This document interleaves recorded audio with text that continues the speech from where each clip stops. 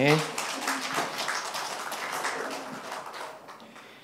예, 이 시간에는 김강주 목사님 나오셔서 거룩함을 따르라 라는 제목으로 말씀 전하실 때 많은 은혜 받으시기 바랍니다. 날씨가 추워지는데 12월 첫째 주일 이렇게 함께 예배 드릴 수 있도록 허락하신 하나님께 먼저 감사와 영광을 돌리면서 여러분 한 분 한 분에게 예비된 하나님의 은혜가 임하시기를 간절히 축원합니다. 제가 풍선을 하나 가져왔어요. 주보에 보면 대강절이기 때문에 보라색이라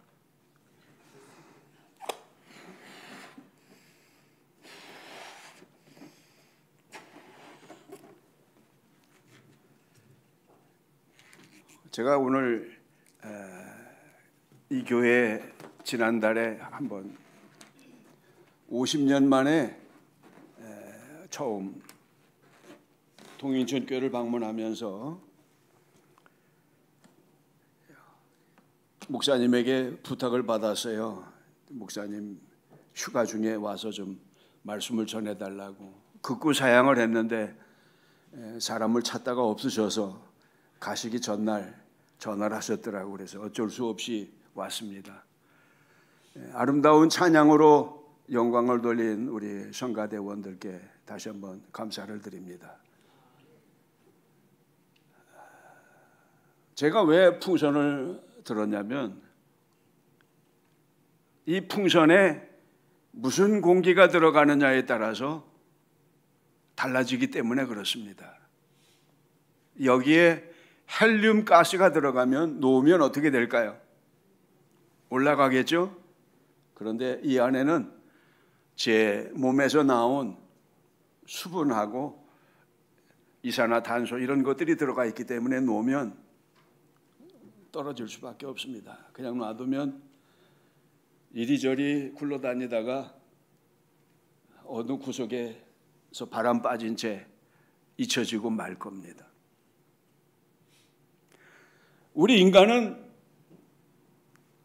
어떤 존재일까요? 한낱 풍선과 별로 다르지 않습니다. 어떤 생각을 갖느냐에 따라서 하나님과 동행하며 영원한 천국을 소망하며 사는 하나님의 사람으로 살 수도 있지만 무엇을 먹을까 마실까 염려하면서 육체의 소욕을 따라 살다가 이 풍선처럼 바람 빠진 채 한 줌의 흙으로 돌아가고 말 겁니다. 그래서 성경은 우리들에게 모든 사람과 더불어 화평함과 거룩함을 따르라. 이것이 없이는 아무도 주를 보지 못하리라 말씀하고 있습니다. 오늘 예배드리는 우리 모두가 나는 과연 무엇을 쫓는가? 말씀의 거울 앞에 자신을 비춰보면서 진정으로 거룩함을 따르는 저와 여러분들이 되기를 간절히 소망합니다.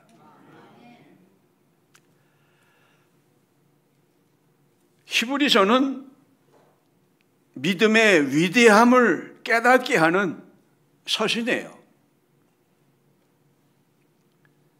왜 하나님의 말씀인 이 히브리서가 성도들을 향해서 화평함과 거룩함을 따르라고 말씀할까요? 여기 화평함이라고 하는 것은 예수님이 말씀하신 이웃 사랑과 같다면 거룩함이라고 하는 것은 하나님을 사랑하는 거예요. 마치 창과 방패처럼 세상에 살지만 하나님 자녀로 영원한 천국의 후사로 살아야 하는 우리들이기 때문에 화평함만 가지고 되지 않습니다. 그리고 거룩함만 가지고 되지 않습니다.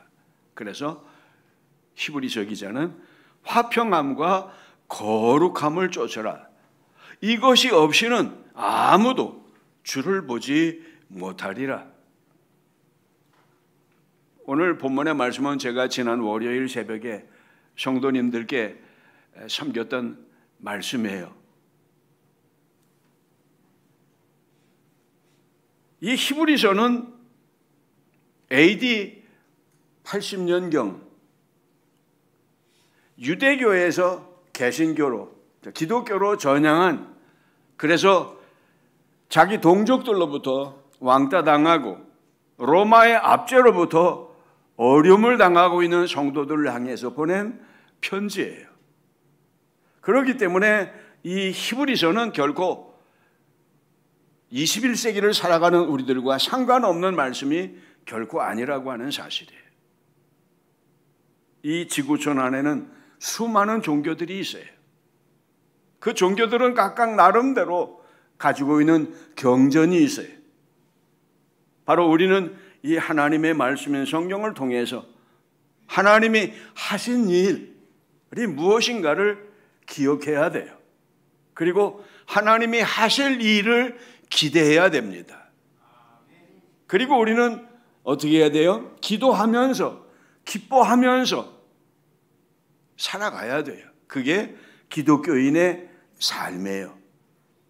그렇기 때문에 우리는 덮어놓고 교회만 다니면 되는 게 아니라 말씀을 펴서, 이 말씀은 하루아침에 어느 한 사람이 기록한 게 아니잖아요.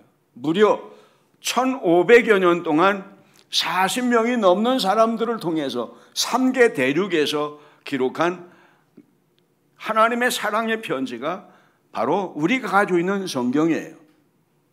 이 성경은 요한계시록 1장 3절이 말씀하는 것처럼 이 말씀을 읽는 자들과 듣는 자들과 그리고 그 기록한 말씀을 지켜 행하는 사람이 복이 있다. 근데 이 복이라고 하는 것은 세상적인 그 어떠한 풍요함만을 말하는 게 아니에요. 에쉐르라고 하는 그 단어는 바로 하나님이 함께 하신다고 하는 이야기예요. 그러므로 우리는 하나님의 말씀을 실천할 때 비로소 하나님이 함께하는 그리스도인으로서의 삶을 살아갈 수 있다고 하는 사실이에요. 그런데 오늘 본문의 말씀을 보면 뭐라고 말씀합니까?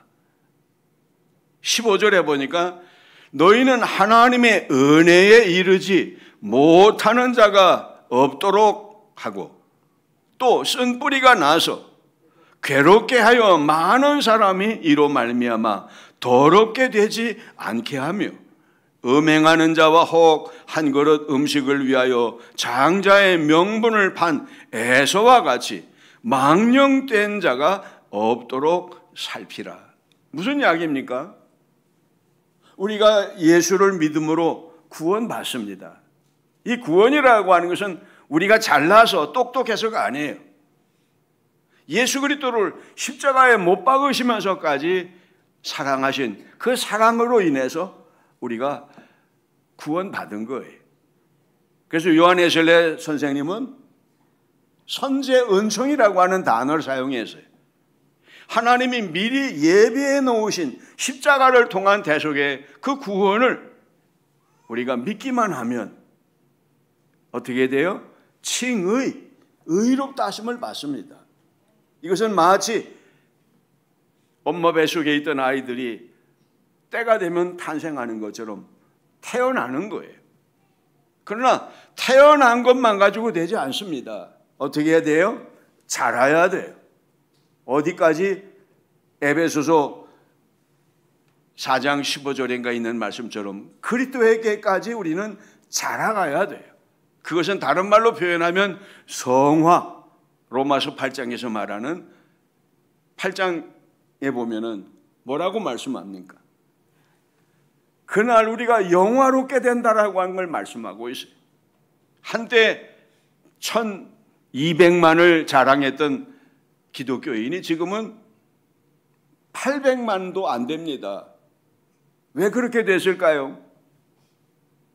태어나기는 했지만 저들을 말씀으로 제대로 양육하지 않았기 때문에 저들이 실망하고 천주교로 가고 불교로 가고 많이 떠났어요. 그러므로 우리가 화평함과 거룩함을 쫓으면서 여기 보면 히브리서 기자는 망령된 자가 없도록 살피라. 이 망령된 자라고 하는 베벨로스라고 하는 단어는 다른 거 아니에요. 바로 눈에 보이는 것이 전부인 것처럼 눈에 보이는 것, 현실의 세계만을 바라보면서 영원한 세계, 영적인 세계를 생각하지 않는 현실에 집착하며 사는 삶. 누구요? 에서와 같은 자. 에서는 어떤 사람이에요? 분명히 아브라함의 손자, 이삭의 아들로 쌍둥이로 태어납니다. 그 동생 야곱은 차남이지만 뭘 사모했어요? 장자권이라고 하는 것을 사모했어요. 그러나 형 에서는 장자권이라고 하는 것을 무시했어요. 그는 눈에 보이는 것, 피부로 느껴지는 것, 그것이 전부라고 생각했기 때문에 창세기 26장, 25장 거기에 보면 야곱이 팥죽을 쏘놨는데 마침 누가 들어와요? 형 에서가 사냥하고 들어와다가 배가 고프기 때문에 어떡합니까? 자기의 장자권을 우습게 여기면서 그것을 주고 팥죽 한 그릇을 사요. 그래서 그의 별명은 북다, 에돔이라고 하는 이름을 갖기도 합니다마는 바로 야곱이라고 하는 사람은 장자권이라고 하는 것을 중요하게 여기지만 그러나 그 형에서는 우습게 여겨요.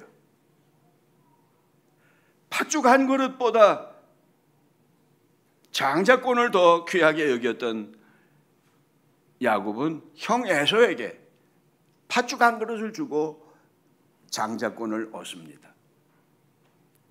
오늘날 우리들 주변에도 보면 교회를 다니면서도 에서처럼 사는 사람들이 의외로 많아요. 왜? 죽음 뒤에 영원한 천국은 보이지 않기 때문에 예수를 믿음으로 우리에게 주어진 그리스도인이라고 하는 신분, 왕 같은 제장, 영원한 후사라고 하는 게 우습게 보여요.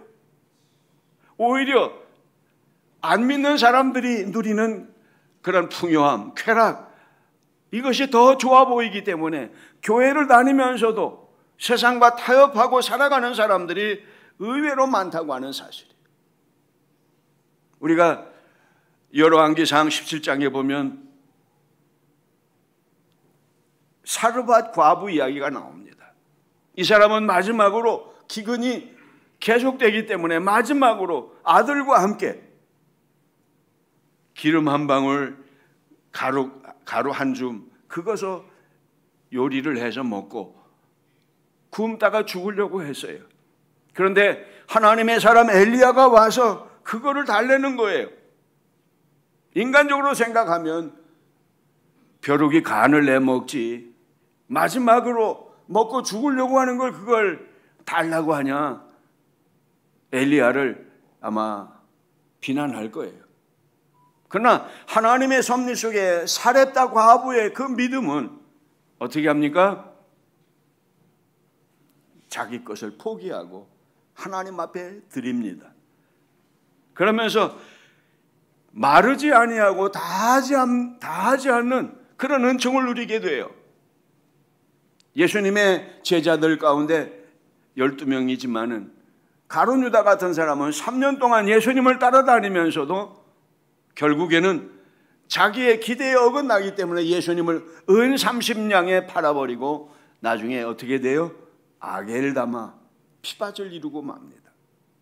그러나 예수님은 40일 동안 금식하시고 난 후에도 얼마든지 돌이 변하여 떡이 되게 할 수 있는 하나님이심에도 불구하고 말씀으로 그 시험을 물리치세요. 그리고 육신의 그 배고픔을 참고 견딜 수 있는 그 믿음으로 나중에 십자가에서 테텔레스타이, 다 이루었다, 지불 완료를 선언합니다. 그 은혜가 있었기 때문에 우리는 구원받은 하나님의 백성으로 살아갈 수 있는 게, 우리가 잘나거나 똑똑해서가 아니라 요한에슬레가 말한 것처럼 전적인 은총이라고 하는 사실이에요. 오늘 저는 여러분들에게 분명히 부탁을 드리고 싶어요. 야곱과 에서, 아브라함의 손자로서 오늘날 교회 안에 야곱과 에서가 있다고 하는 사실이에요. 에서는 눈에 보이는 것, 손에 잡히는 것 때문에 장자권을 무시합니다. 그러나 야곱은 이름 그 자체는 발뒤꿈치를 잡은 자, 인간적으로 생각하면 에서만도 못하죠. 그러나 그가 장자권을 생각해서 형을 속이고 아버지를 속이고 그리고 장자권을 받아냅니다. 그러나 분명한 것은 야곱이라고 하는 사람이 진짜 믿음의 사람이었더라면 인간적인 방법으로 팥죽 한 그릇으로 형을 속이지는 않았을 거예요. 왜? 하나님은 반드시 계획하신 것을 이루시는 하나님이시기 때문에. 하나님은 어떻게 하십니까? 그 아버지 이삭, 그 어머니 리브가 탄생할 때 이미 임신 중에 계시로 약속하셨어요. 큰 자가 작은 자를 섬길 것을 말씀하셨어요. 만약에 리브가, 이삭의 부인 리브가가 진짜 믿음의 사람이었다면 하나님의 약속은 반드시 이루어진다라고 하는 믿음을 가지고 기도하면서 기다렸을 거예요. 그런데 확신이 안 생기기 때문에 어떻게 해요? 에서가 사냥 나간 사이에 양을 잡아서 가죽을 벗겨서 야곱의 손목과 여기저기 털이 많이 나는 곳에 이렇게 해서 자기 남편 이삭을 속이죠. 결국에는 그 아버지 이삭이 야곱을 축복해서 아람 땅으로 도망 보냈지만 리브가는 어떻게 돼요? 죽을 때까지 그 아들을 보지를 못해요. 우리는 하나님이 약속하신 것은 반드시 이룬다라고 하는 그 믿음을 가지고 인간적인 방법으로 하나님의 뜻을 이루려고 해서는 안 됩니다. 하나님은 영원 전부터 계획하신 것은 반드시 이루시는 하나님이시기 때문에 우리는 아무리 목적이 선하다고 할지라도 방법이 선하지 않으면 안 된다고 하는 사실을 잊지 말아야 돼요. 그래서 어떻게 됩니까? 야곱은 외삼촌 댁에 가서 20년 동안 처가살이를 하면서 여러 가지 많은 역경을 지나죠. 장자권을 빼앗긴 에서는 군사를 동원해서 야곱을 없애려고까지 합니다. 그런데 어떤 일이 생겨요? 야복강 나루에서 자기의 사랑하는 라헬과 한 무리를 먼저 보내고 또 레아 한 무리에서 보내고 홀로 야복강에서 천사와 씨름합니다. 하나님께서는 그 야복강에 있는 야곱을 찾아오셔서 어떻게 합니까? 환도뼈를 치시면서 이름을 바꿔주세요. 뭐라고요? 이스라엘. 우리가 일반적으로 얘기할 때 이스라엘 하면 하나님과 겨루어 이겼다라고 생각을 하지만 하나님이 져주시는 것이지 인간이 어떻게 하나님을 이길 수 있겠어요? 그래서 옛날 어른들도 그러잖아요. 자식 이기는 부모 없다. 무슨 이야기예요? 하나님이 져주시는 거예요. 그래서 우리는 이스라엘 하면 하나님과 겨루어 이겼다라고 하는 의미이지만, 그러나 하나님이 져주시는 하나님이심을 잊지 말아야 돼요. 아브라함이 75세에 부름을 받습니다. 하나님이 약속하신 땅 가나안 땅에 도착했을 때 그를 기다리고 있었던 것은 무엇입니까? 풍요로움이 아니에요. 기근이었어요. 왜 하나님이 아브라함에게, 약속의 땅에 도착한 아브라함에게 기근을 허락하셨나요? 그 기근을 통해서 하나님을 체험하고 믿음의 사람이 되기를 원했지만, 아브라함은 그 기근을 피해서 어디로 갑니까? 이집트, 애굽으로 갑니다. 이집트는 세상의 방법, 세상 가치관이 지배하는 세계를 상징하는 단어예요.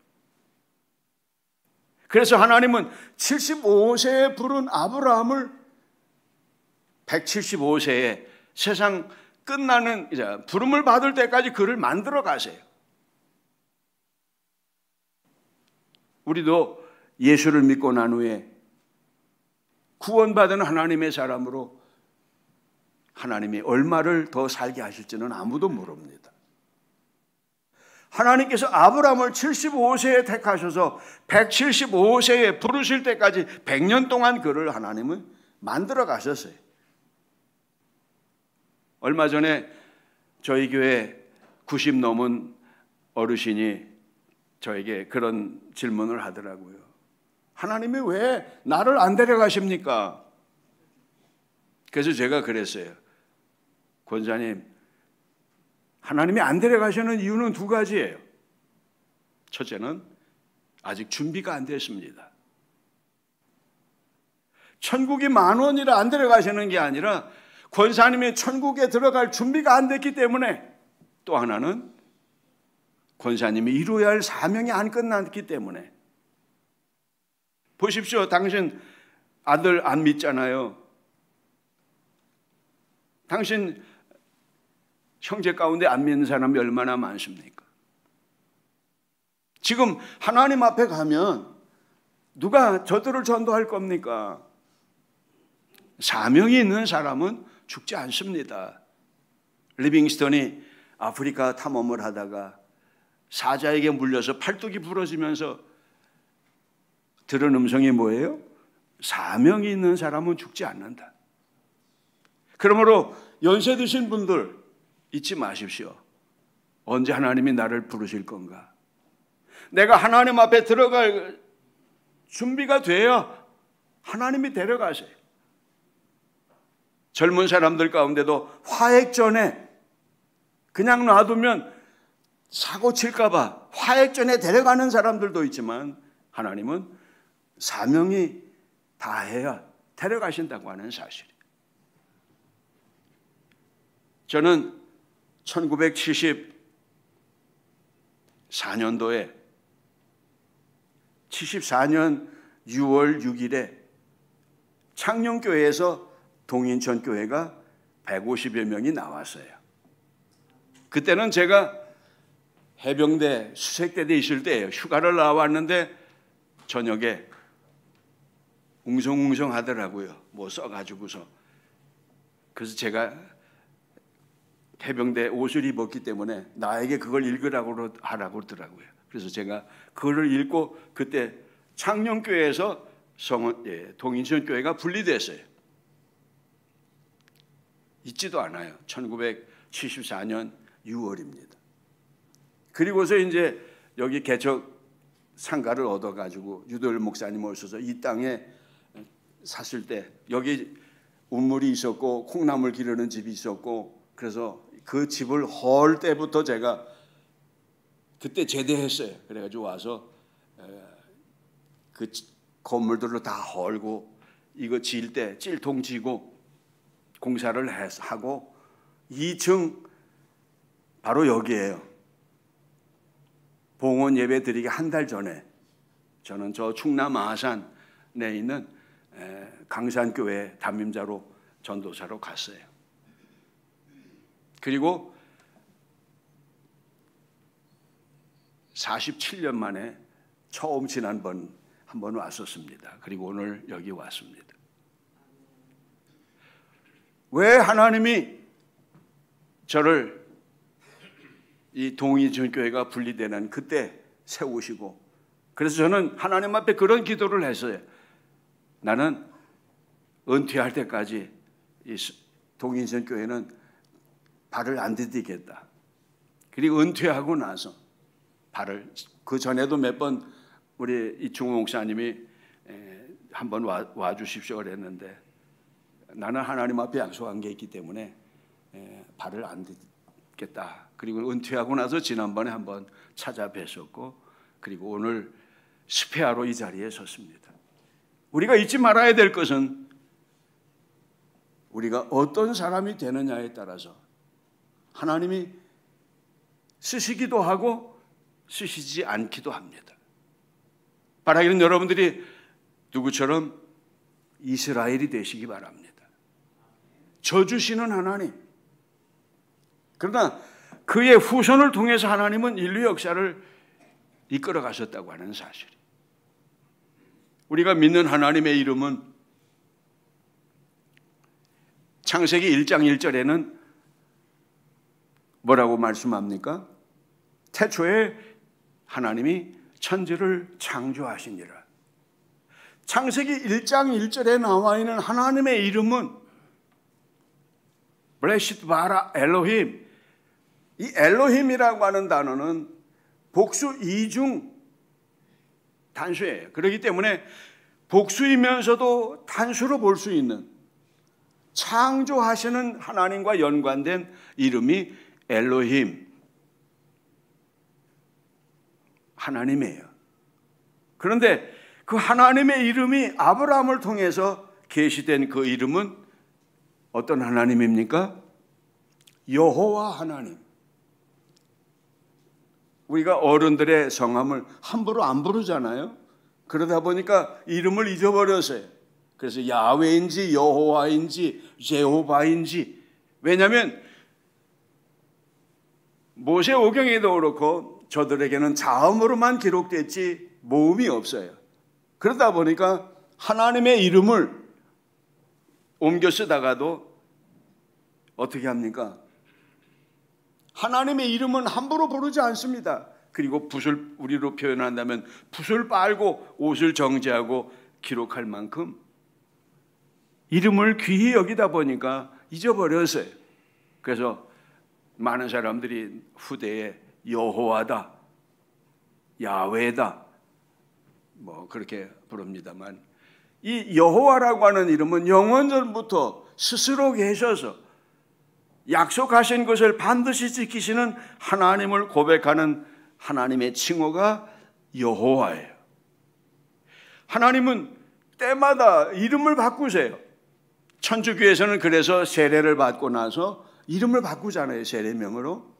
그것처럼 야곱이 이스라엘이 된 것처럼 우리도 바뀌어야 돼요. 에서가 이름이 바뀌질 않습니다. 시간이 별로 없기 때문에 말씀을 조금 정리하겠습니다. 바라기는 여러분들이 뭘 따라야 된다고요? 화평함과 거룩함을 따라야 돼요. 그것이 없이는 주를 보지 못해요. 그러면서 누구를 이야기합니까? 에서와 같이 망령된 자가 되지 말라. 일본 사람 시노모 누구예요? 갑자기 생각나요. 시오노 나나미가 쓴 로마인 이야기에 보면 그런 이야기가 나오죠. 이름이 곧 운명이다. 여러분들의 이름이 무엇인가요? 이름은 꼭 부모가 지어준 이름도 있지만 믿음 안에서 우리에게 주어지는 다른 칭호들이 있어요. 그래서 우리는 세상 사람들과 구별되었다라고 하는 성도라고 하는 칭호를 받습니다. 그리고 그리스도의 사람, 우리가 죄송합니다.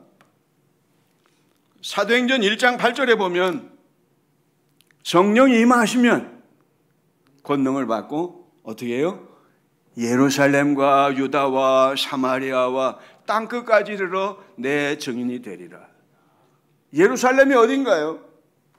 예루살렘은 가정을 말하는 것이고, 유대는 친척을 말하는 것이고, 사마리아는 조금 떨어진 곳, 그 땅끝은 이방을 말합니다. 그러나 엄밀하게 따지면 땅끝은 어디예요?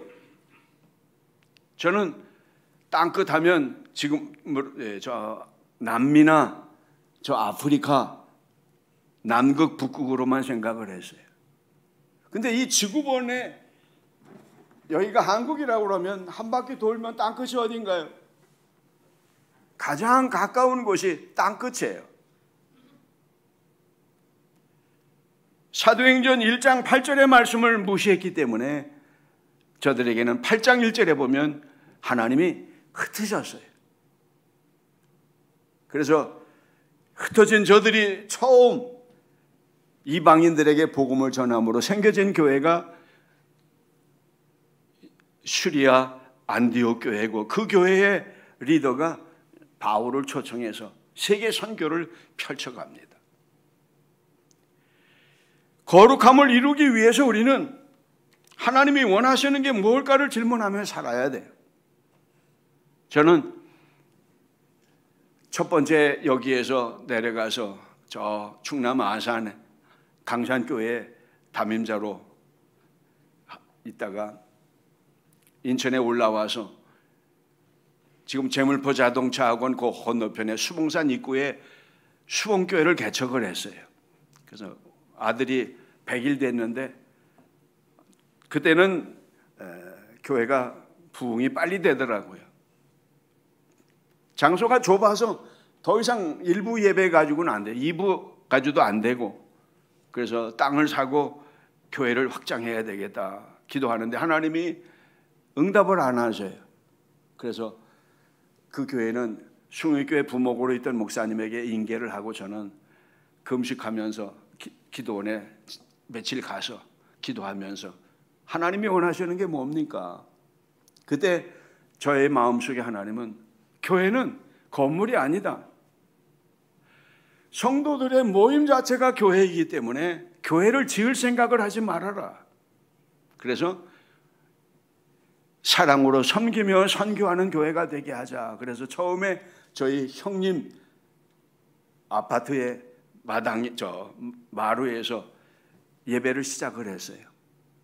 그런데 교인들이 이제 전도하면서 하다 보니까 안 되겠어요. 그래서 그러던 중에 저희 아버님이 정년 퇴임을 하면서 퇴직금을 받으셔서 땅을 사셨어요. 그래서 그것을 가지고 교회를 시작을 했어요.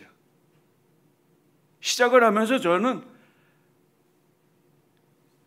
사랑으로 섬기며 선교하는 교회가 돼야 되기 때문에 필리핀의 현지 목회자들을 위해서 25번 교인들 한 20여 명씩 데리고 가서 거기서 그분들 식사를 제공하면서 말씀을 가르치고, 거기에다 선교센터를 거의 한 500평 정도 되는 땅에 해서 했는데 그게 또 하나님의 뜻이 아니더라고요.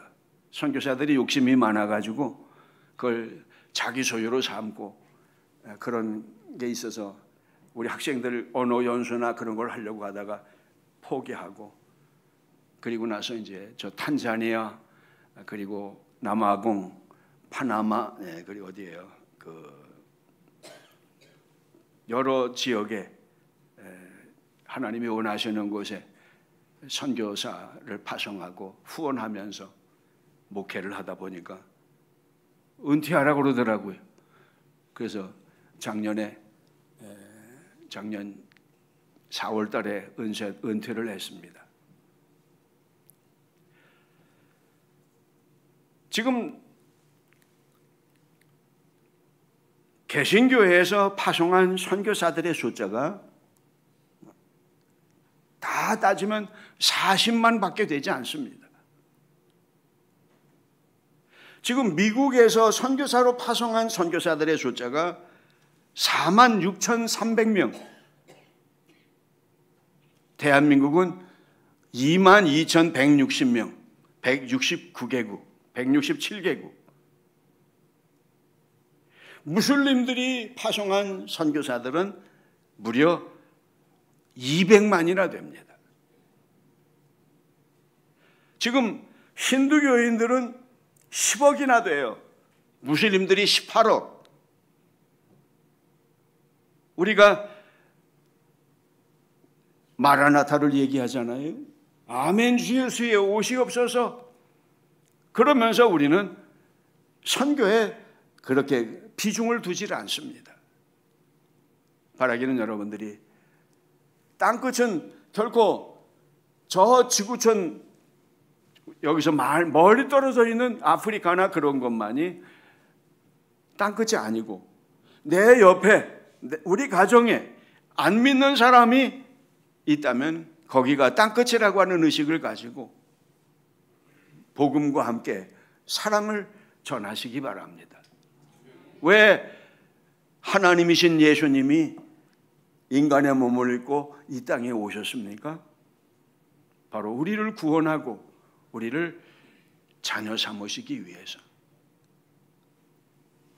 그러므로 우리는 두 가지를 따라야 돼요. 화평함, 전도하기 위해서 아름다운 관계를 맺어야 됩니다.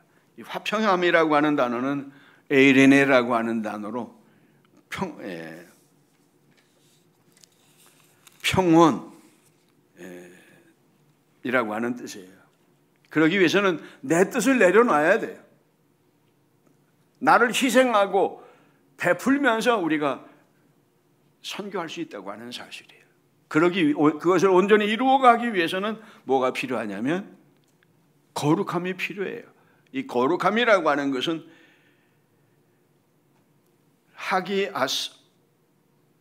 모스라고 하는 단어입니다. 이것을 성별이라고 하는 단어로도 번역을 합니다만은 죄와 타협하지 않고 하나님의 뜻을 알고 이루어가는 삶. 다른 말로 표현하면 신전의식을 가지라는 거예요. 코람데오라고들 그러잖아요. 여기 보면 분명히 주를 보지 못하리라 말씀하고 있어요. 이것은 구원받지 못한다는 이야기가 아니라 하나님의 뜻을 온전히 이룰 수 없다고 하는 것을 말씀하고 있는 거예요. 그러므로 오늘 예배를 드리는 우리가 다시 한번 나는 누구인가 질문하면서 화평함과 거룩함을 쫓는, 그래서 하나님이 원하시는 뜻을 이루어가는 성도들이 될 때 이 동인천교회를 통해서 이 지역사회가 변화되고 마라나타가 성취되는 놀라운 역사가 이루어지리라 믿어서 이 말씀을 상고합니다. 기도하겠습니다. 우리 안에 소원을 두고 행하시는 하나님 아버지, 우리가 구원받은 하나님의 백성이면서도 때로는 에서처럼 망령된 자로 살아가고 있지는 않는지요. 하나님 아버지, 우리를 긍휼히 여겨주셔서 왕같은 제사장 하나님의 후사로 택하셨사오니 우리의 삶이 이름답게 성도 왕같은 제사장으로 살아갈 수 있도록 화평함과 거룩함을 쫓게 하여 주시옵소서. 예수님의 이름으로 기도드리옵나이다. 아멘.